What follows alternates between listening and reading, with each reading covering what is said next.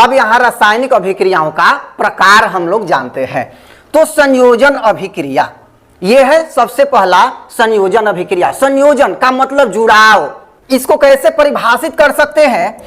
संयोजन की अभिक्रिया अर्थात दो या दो से अधिक पदार्थ मिलकर एकल उत्पाद का निर्माण करते हैं, अर्थात एक उत्पाद का निर्माण करते हैं। जैसे यहां सबसे अच्छा उदाहरण ये जल वाला भी था, एक उसके इतर भी उदाहरण दे देते हैं।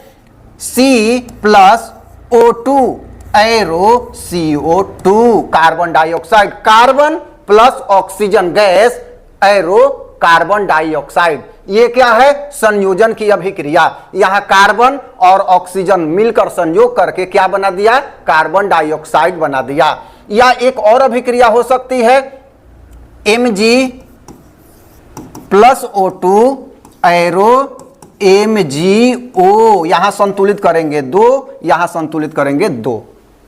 तो यह है क्या? संयोजन की अभिक्रिया। लिखने के चक्कर में नहीं पढ़ना है, समझना है। इसका नोट्स अवेलेबल है, आप कहेंगे तो आपको ये नोट्स मिल जाएगा। तो ये हो गया। अब यहां हमने संयोजन के साथ ऊष्माक्षेपी अभिक्रिया को भी लगा दिया है, क्योंकि प्रायः सभी संयोजन की अभिक्रियाएं ऊष्माक्षेपी की अभिक्रिया ही होती है। कई बार प्रश्न परीक्षा में पूछा गया है कि दोनों में क्या संबंध है। तो प्रायः संयोजन की अभिक्रिया ऊष्माक्षेपी है। ऊष्माक्षेपी वह अभिक्रिया है जिसमें ऊष्मा का निष्कासन होता है। जिस अभिक्रिया के फलस्वरूप ऊष्मा निष्कासित हो उसे ऊष्माक्षेपी अभिक्रिया कहते हैं। और ऐसी अभिक्रियाएं जो है ये क्या होती है? संयोजन की अभिक्रिया होती है। ठीक है, तो संयोजन और ऊष्माक्षेपी ये दोनों आ गए। यहां देखिए, इसको समझिए। ये है कार्बन अर्थात कोयला, ये है ऑक्सीजन अर्थात हवा। मतलब ऑक्सीजन O2, हवा को जैसे ही एनसीईआरटी में हवा की बात आए तो ऑक्सीजन ही समझना है। ये जितने भी आपको उदाहरण दिए जाएंगे सभी एनसीईआरटी बुक बेस्ड होंगे, कोई भी अलग किताब से नहीं होगा। और जो बुक में डाटा होगा वही यहां पर प्रोवाइड कराया जाएगा, वही यहां पर कहा जाएगा। तो ये जब जलन दहन की क्रिया जब होती है, जलाया जाता है किसको? कोयला को हवा में, तो कार्बन डाइऑक्साइड गैस बनता है। तो जलने का मतलब क्या होगा? जलेगा और इसके साथ साथ क्या? ऊष्मा भी निकलेगा। तो इस तरह से ये दोनों क्लियर हो गया। अब आइए चलते हैं वियोजन की अभिक्रिया। वियोजन संयोजन के ठीक विपरीत है वियोजन।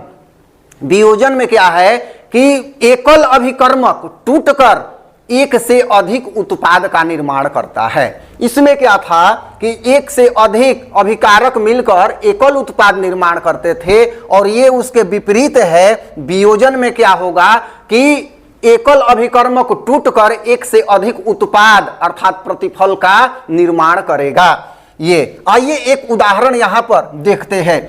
CaCO3 कैल्शियम कार्बोनेट, इसको जब गर्म किया जाता है, ऊष्मा जब दी जाती है इस पर, तो क्या बना देता है? CaO plus CO2 carbon dioxide, ये कैल्शियम ऑक्साइड चूना, कली चूना।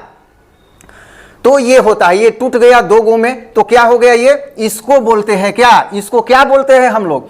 तो अभिकर्मक। अभिकर्मक ये LHS है और RHS में उत्पाद, ये उत्पाद है। तो 2 उत्पाद बना दिया। अब इसी के साथ ऊष्मा शोषी जुड़ा है। प्रायः सभी ऊष्मा शोषी अभिक्रियाएं वियोजन अभिक्रिया से जुड़ी होती हैं।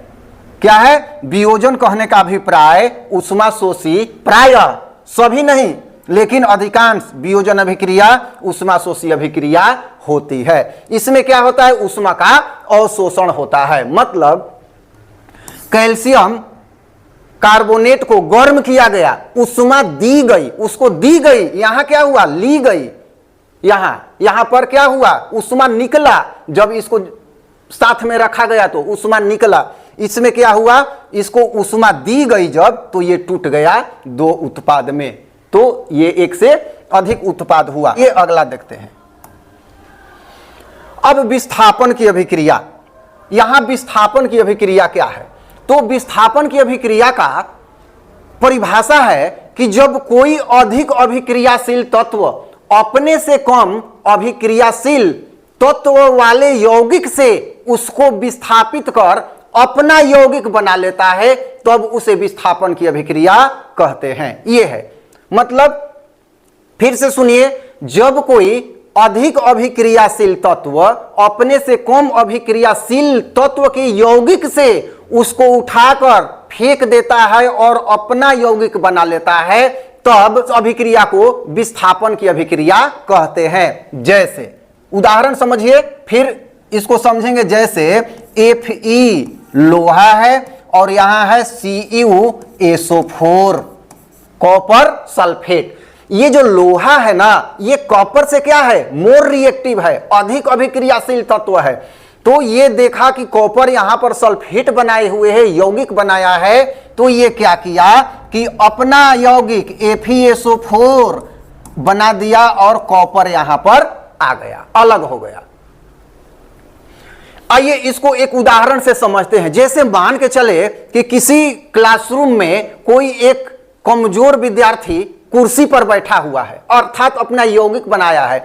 तब तक उस रूम में एक बाहर से विद्यार्थी आया जो कि उससे ताकतवर है, उससे ज्यादा मजबूत है। तो क्या करेगा, उस विद्यार्थी को जो कमजोर है उसको कुर्सिया पर से हटा के फेंक देगा और अपने कुर्सी पर बैठ जाएगा। ठीक यही क्रिया यहां भी होती है विस्थापन में, कि अपने से कमजोर वाले को हटा दिया और अपने बैठ गया वहां। जैसे देखिए, ये सल्फेट नामक कुर्सी पर कॉपर बैठा हुआ है, ये Fe देखा तो देखा कि अरे ये सल्फेट के कुर्सी पर बैठा है मेरे सामने, तो ये क्या किया, इसको हटा के कॉपर को यहां फेंक दिया और अपने आके इस कुर्सी पे जम गया। ये होती है विस्थापन की अभिक्रिया।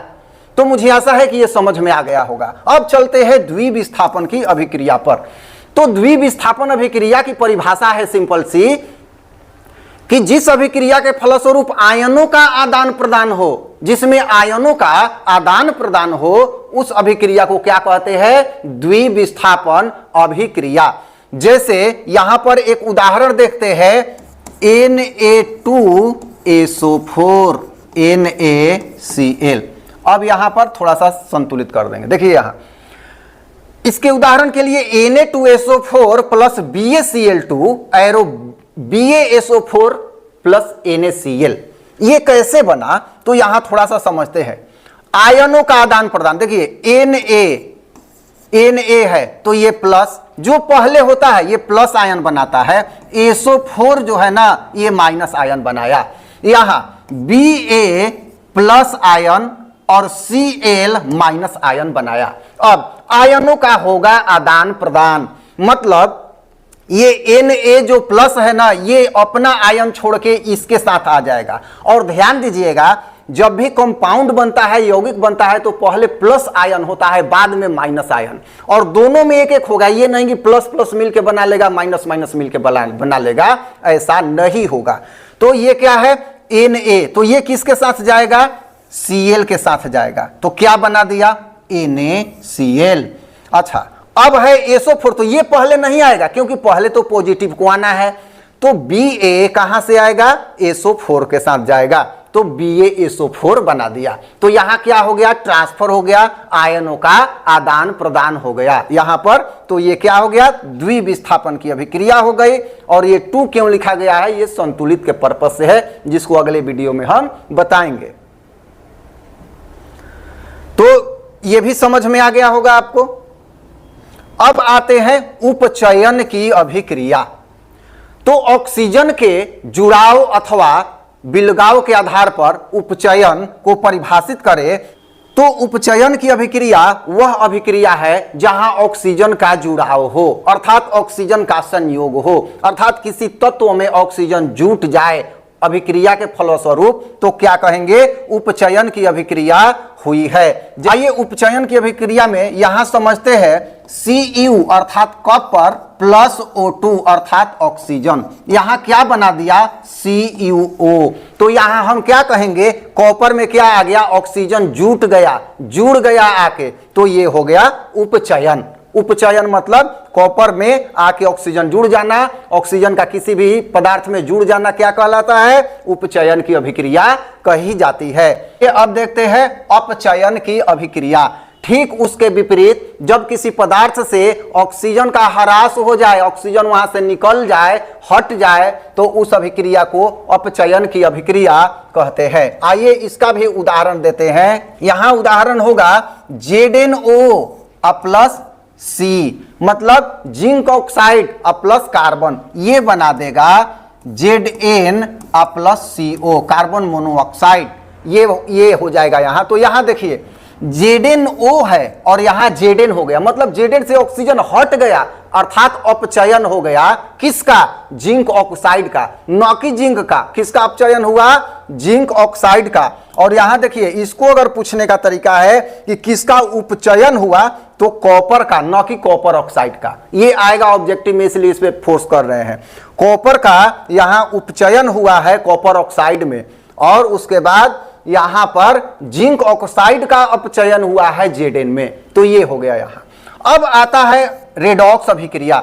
तो जिस अभिक्रिया में उपचयन और अपचयन की क्रिया साथ साथ हो, उस अभिक्रिया को क्या कहते हैं? रेडॉक्स अभिक्रिया कहते हैं। ये बहुत ही महत्वपूर्ण है। अब रेडॉक्स अभिक्रिया के लिए एक उदाहरण यहां लिखते हैं, CuO plus H2 arrow CuH2O, ये उदाहरण है। तो आइए देखते हैं कि यहां से Cu चला और यहां आके Cu में बदल गया, अर्थात ऑक्सीजन यहां से हट गया, तो क्या हो गया?